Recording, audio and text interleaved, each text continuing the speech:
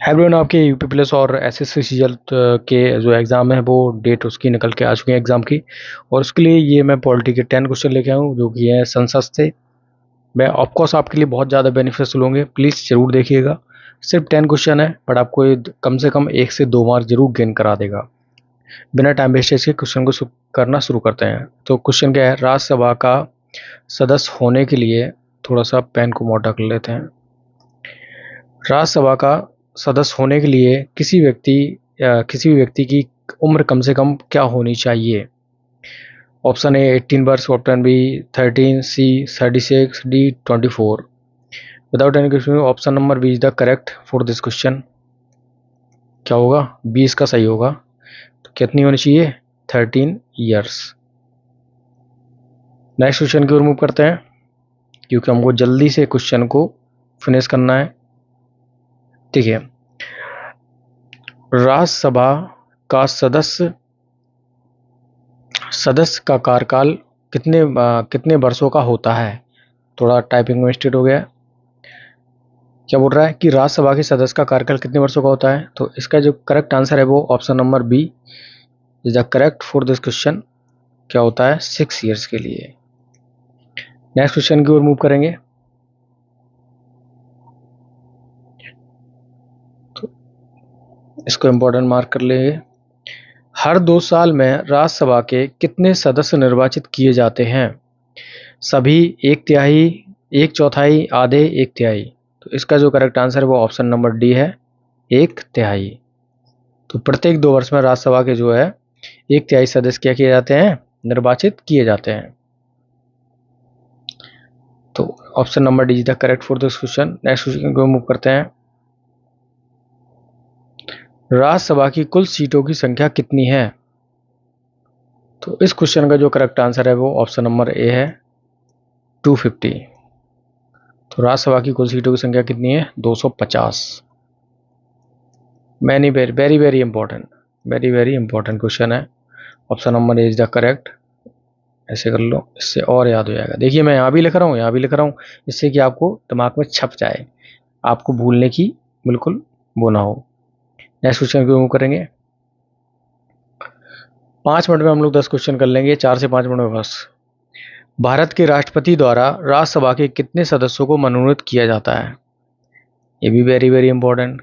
मैं क्वेश्चन काफ़ी टॉप लेके आया हूँ जिससे कि आपको एग्जाम में ऑफकोर्स कुछ ना कुछ जरूर मिलेगा इन क्वेश्चनों से देखने को। तो इस क्वेश्चन का जो करेक्ट आंसर है वो ऑप्शन नंबर डी है, 12 सदस्य। और ये किससे होते हैं? खेल से, विज्ञान से, साहित्य से, कला से, है ना। तो ये टॉपिक भी याद रखेंगे। तो option number D is the correct. 12 सदस्यों को क्या है, राष्ट्रपति क्या करते हैं? मनोनीत करते हैं।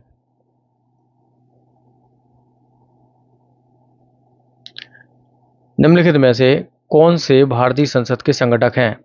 पहला है राष्ट्रपति, दूसरा है राज्यसभा, थर्ड है लोकसभा। ऑप्शन देखते हैं, एक या दो, पहला या दूसरा, और डी में क्या है? पहला, दूसरा, तीसरा। तो option number D is the correct. पहला, राष्ट्रपति भी होता है संसद में, और राज्यसभा भी होता है, और क्या होते हैं? लोकसभा भी होती है। तो ये सब क्या है? संसद के संगठक है। तो option number D is the correct for this question. चलिए नेक्स्ट क्वेश्चन की रिमूव करते हैं।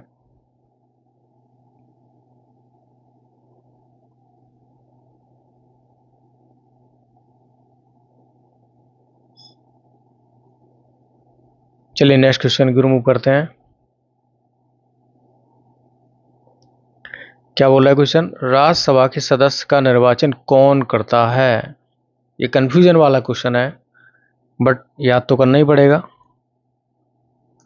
तो राज्यसभा के सदस्यों का निर्वाचन कौन करता है? विधान परिषद के निर्वाचित सदस्य या जनता करती है?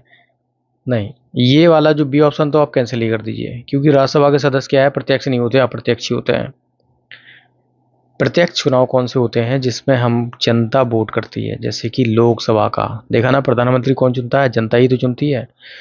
तो यहाँ पर अप्रत्यक्ष होता है तो जनता तो इसमें आ ही नहीं सकती है ना।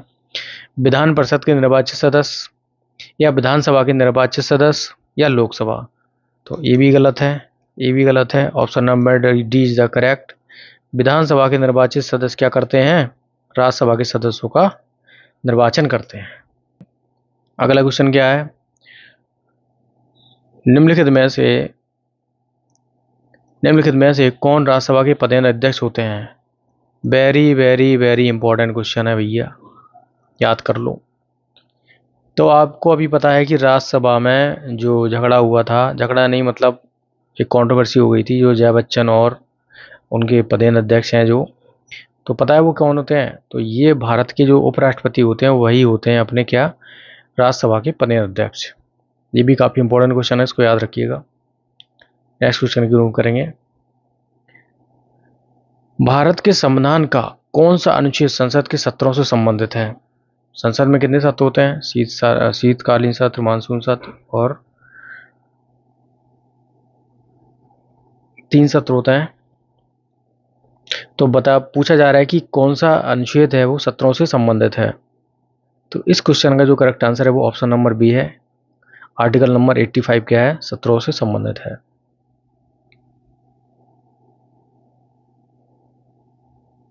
नेक्स्ट क्वेश्चन को मूव करते हैं।